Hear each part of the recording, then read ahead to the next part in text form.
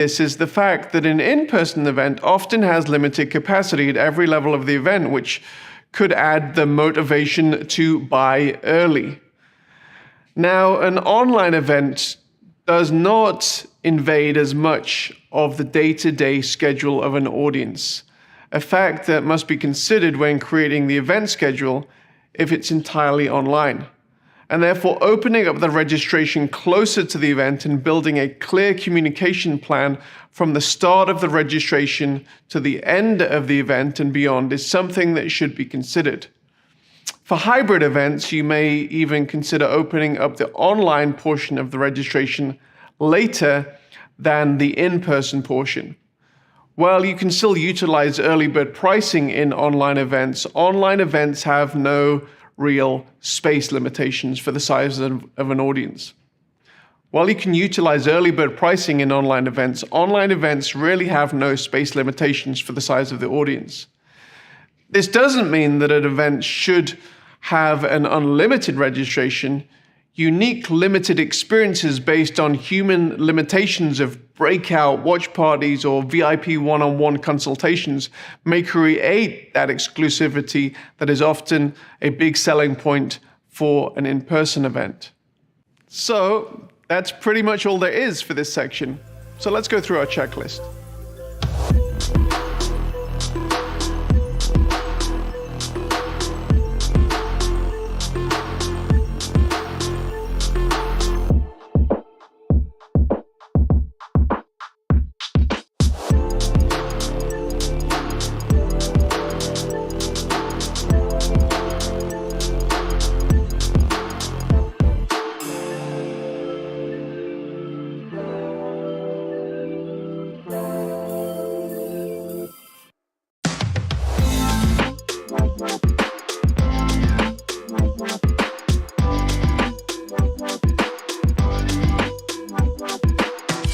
In this session, we're going to go through all the considerations that you need to think about in relationship to producing your online event. When you design a large in-person event, much thought is often given not only to the content that is delivered from the stage in the main plenaries, but also to the design of the stage and the main auditorium.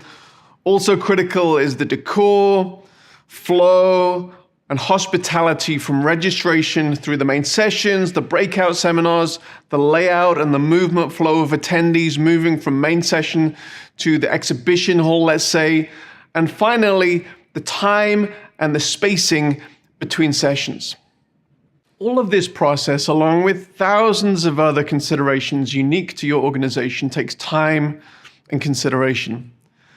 The bottom line is the way that the event is designed communicates to attendees their value and the value of the experience. Design gives us the opportunity and the ability to create the correct emotion and feeling needed to highlight the importance of the content that is being communicated in your event. Now, similar motivations must guide the approach to designing an online event.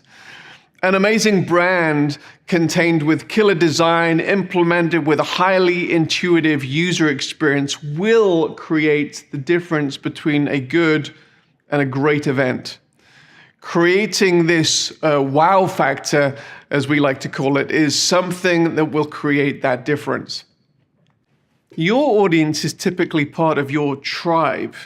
They've come to your URL to experience your event.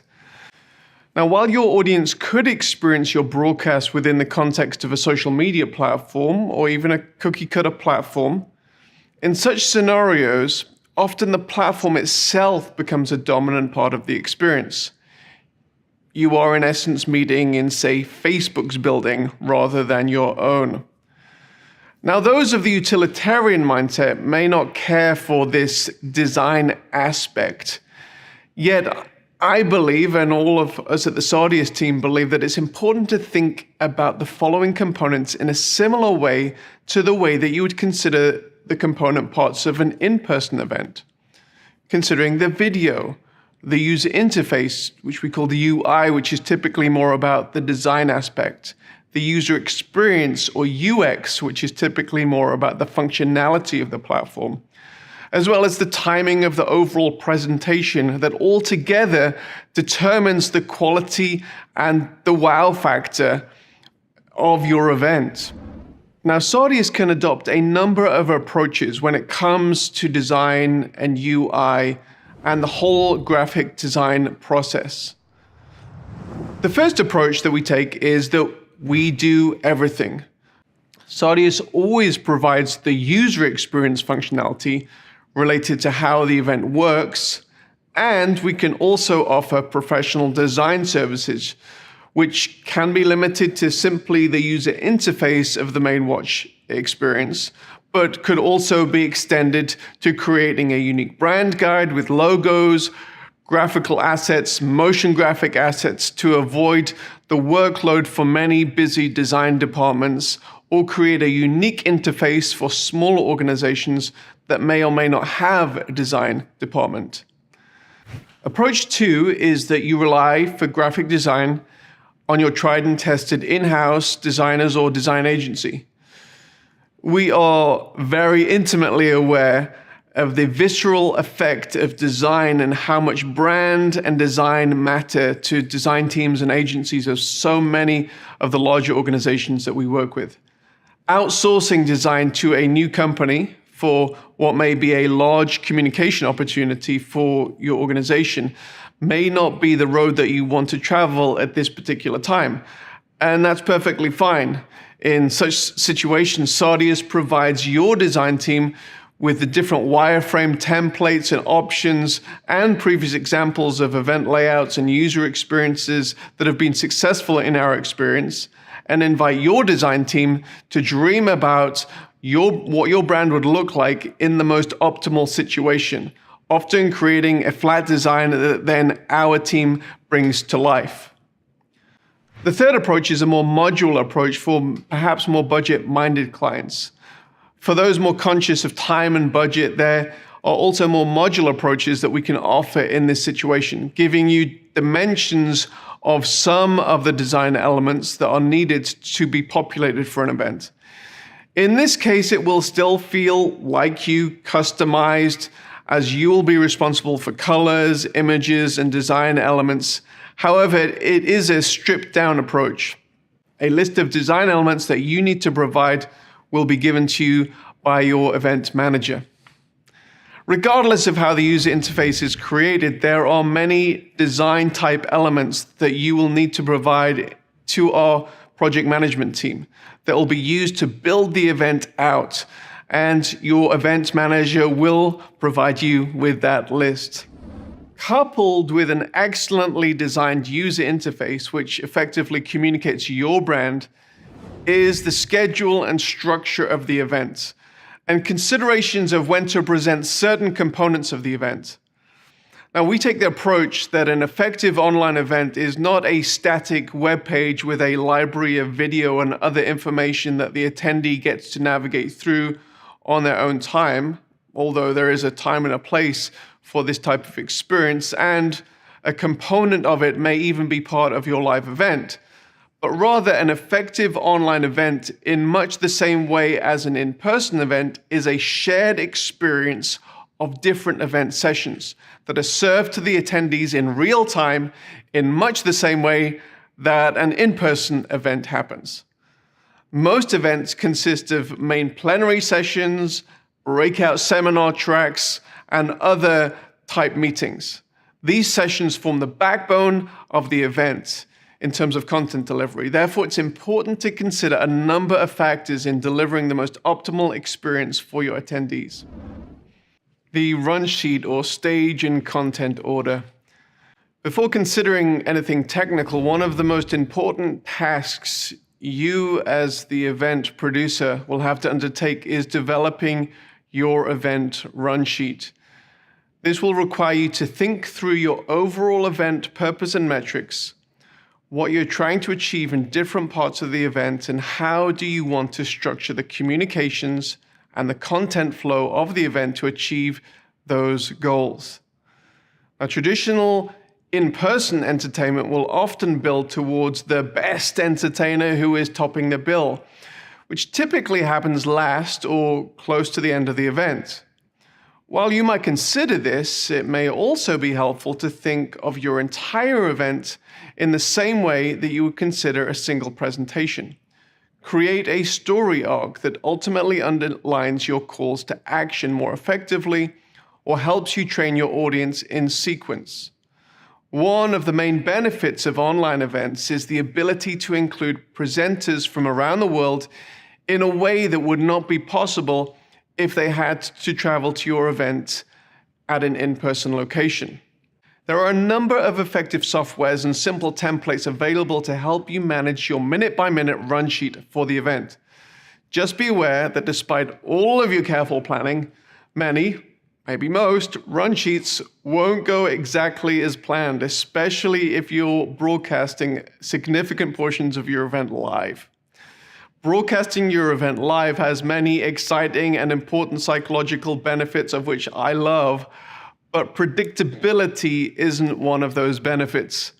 It's important to plan for the unexpected in your run sheet. Allowing for the unpredictable in your online schedule is something that you should be aware of. Sardius gives you the ability to create very complex event schedules ahead of time, which you will need to do.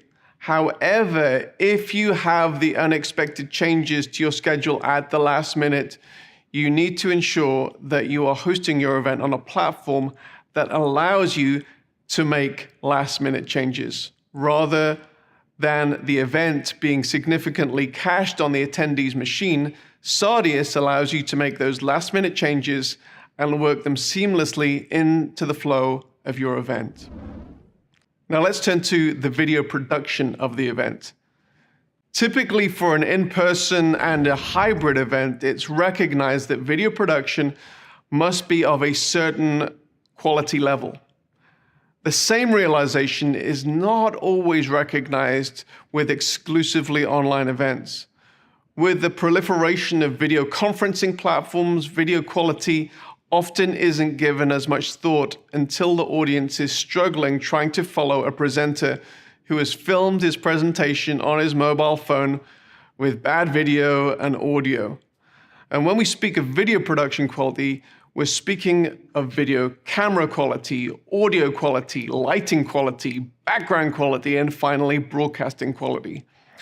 Often with online events, the event producer is having to deal with presenters from diverse geographical locations. In the past, may have only been the preserve of outside broadcasts on newscasts of election coverage. Without having to produce full-on TV quality, here are a few suggestions to produce the best quality video for your event and mitigate against some of the inherent risks. Number 1. Obtain a central location to film and broadcast from. Most individuals don't have access to high-quality video production gear. Now, this has changed somewhat in the post-COVID world, and even if you do, it is often wise to have a second set of eyes as a video producer to ensure quality production. If you obtain a central location to shoot the event with a higher quality production level, better equipment and tech personnel, and invite your key presenters to this location, you can limit your exposure to bad video. Secondly, pre-record the segments of your event where you're broadcasting a video conversation. There may be legitimate reasons why you need to broadcast a low latency video connection live. For example, if you require a live feedback interaction with the audience. If you don't, it may be wise to pre-record this segment, which gives you the ability to get better quality video, which could possibly be edited if there are any mistakes or video dropouts.